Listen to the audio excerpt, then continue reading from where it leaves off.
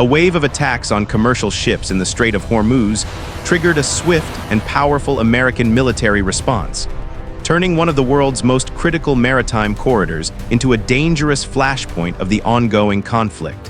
For decades, Iran has viewed control of the Strait of Hormuz as its most powerful strategic lever, and in early March, Tehran chose to use it.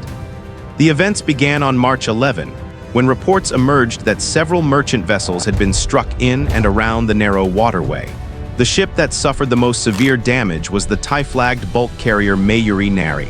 Shortly after departing a port in the United Arab Emirates, the vessel was hit by two projectiles described officially as coming from unknown origin. Few analysts doubted who was responsible. The strike occurred roughly 11 nautical miles off the coast of Oman, and within minutes the ship was engulfed in flames. The attack shattered what had been a brief 4-day lull in Iran's campaign against commercial shipping moving through the strait. As the fire spread across the vessel, the crew had no choice but to abandon ship. Rescue teams from the Omani Navy arrived quickly and evacuated 20 sailors, while 3 crew members temporarily remained on board to maintain a skeleton presence until a full recovery operation could be organized. Fortunately, no casualties were reported in this first incident, but it soon became clear that the attack was only the opening move. Not long afterward, the Japanese container ship One Majesty was struck while sailing about 45 kilometers northwest of Ras Al Khaimah in the United Arab Emirates. Compared with the earlier strike, the damage to the Japanese vessel was relatively minor, limited mainly to structures above the waterline. Nevertheless, the message from Iran was unmistakable. Any commercial ship passing through the Strait of Hormuz could become a target. A third vessel was hit soon after. The bulk carrier Star Gwyneth, sailing under the flag of the Marshall Islands, was struck while anchored roughly 50 kilometers northwest of Dubai. The impact damaged the hull near the cargo hold area, though once again no injuries were reported. These 3 incidents raised the total number of attacks on shipping in the region to at least 14 since the conflict began. Iran's strategy was becoming increasingly clear. The Strait of Hormuz represents the most powerful leverage Tehran possesses in its confrontation with the United States and Israel. Around 20% of the world's seaborne oil passes through this narrow passage each year, meaning any disruption could send shockwaves through the global energy market. Iranian officials openly hinted at that possibility. A spokesperson connected to the country's remaining military command warned that oil prices could surge as high as $200 per barrel if instability continued in the region. Oil markets had already experienced volatility earlier in the conflict, briefly surging to around $120 before falling back toward the $90 range as hopes emerged that the fighting might soon ease. The new wave of attacks cast doubt on those hopes. Some analysts suggested that the strikes may also have been motivated by retaliation. Iran's Islamic Revolutionary Guard Corps had been absorbing heavy losses from continuous U.S. air operations, and the attacks could represent a form of payback. But the broader strategic calculation centered on using the Strait of Hormuz as pressure. By turning the waterway into a hazardous zone, Iran hoped to force its adversaries into one of 2 outcomes.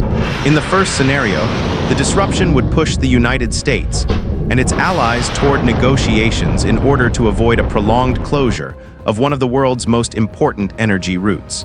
In the second scenario, continued instability would cause shipping companies to bypass the strait entirely, forcing them onto longer and more expensive routes and driving global oil prices sharply higher. Geography makes this strategy plausible.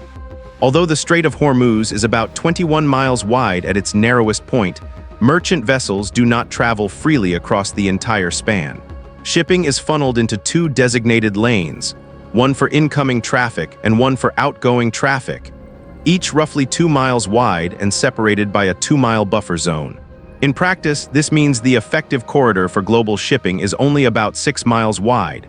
Within such confined waters, Iranian fast boats, drones, and missile systems can easily threaten passing ships. The attacks on March 11 demonstrated how vulnerable this critical choke point could be. Yet Washington had no intention of allowing such actions to pass unanswered. Even before the attacks occurred, the United States had issued a warning. On March 10, President Donald Trump publicly cautioned Iran not to transform the Strait of Hormuz into what he described as a death trap for commercial shipping. He specifically warned against the deployment of naval mines, declaring that if Iran had placed mines in the strait and failed to remove them immediately, the military consequences would be unlike anything seen before. Iran ignored the warning. Once the attacks on merchant vessels were confirmed, the American response came almost immediately. U.S. forces launched a series of precision strikes targeting Iran's naval assets, particularly vessels capable of laying mines in the strait. Within hours, 10 of these mine-laying boats and ships were destroyed. Follow-up strikes soon increased the total to 16 destroyed vessels, along with several additional Iranian naval craft. The operation effectively dismantled Tehran's immediate capacity to deploy mines across the shipping lanes. But the retaliation did not stop there. U.S. air power expanded the campaign into a broader series of strikes across Iranian territory. According to information released by U.S. Central Command, American aircraft were launching waves of attacks nearly every hour from multiple directions. Among the most significant losses for Iran was the destruction of the final 4 corvettes belonging to the Shahid Soleimani class, eliminating the entire class of warships from the Iranian fleet. The pattern of strikes was designed to be unpredictable and relentless, preventing Iranian forces from organizing a coordinated defense. As the dust settled, the scale of the campaign became clearer. Since the beginning of Operation Epic Fury in late February, the United States claimed to have struck more than 55 zero targets across Iran. Over 60 of those targets were naval vessels. Importantly, the figure of 55-0 referred to targets rather than individual munitions, meaning the total number of bombs and missiles used was significantly higher. Hardened targets such as underground facilities often required multiple strikes before they could be destroyed.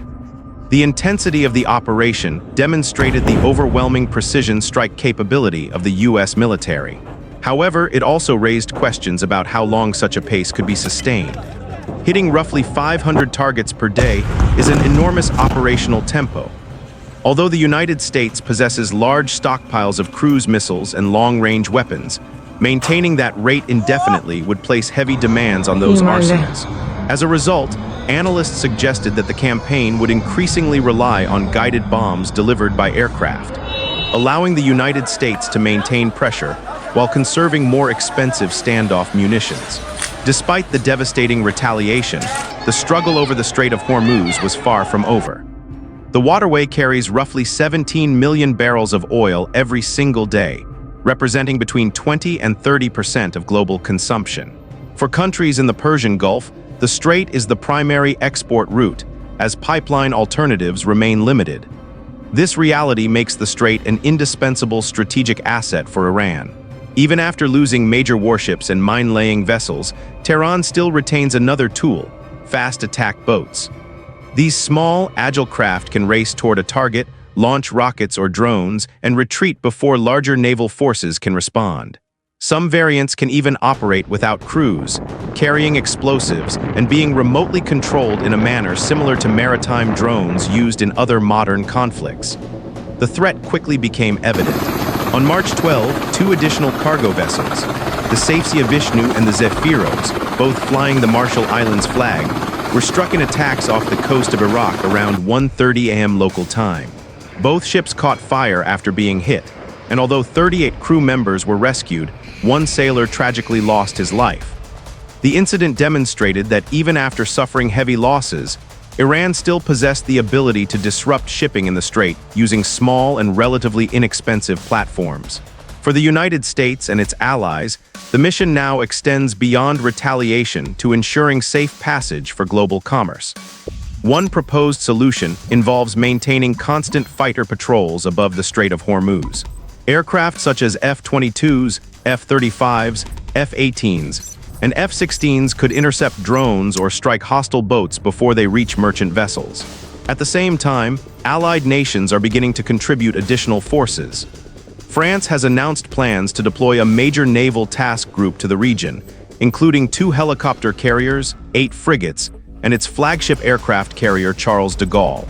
Operating alongside U.S. and other allied ships, This force could escort merchant vessels through the strait while using advanced sensors, electronic warfare systems, and defensive weapons to neutralize threats from Iranian drones or fast boats. The confrontation in the Strait of Hormuz has therefore entered a new phase, one defined by relentless airstrikes, persistent maritime danger, and the immense economic stakes tied to a narrow channel of water that connects the Persian Gulf to the rest of the world.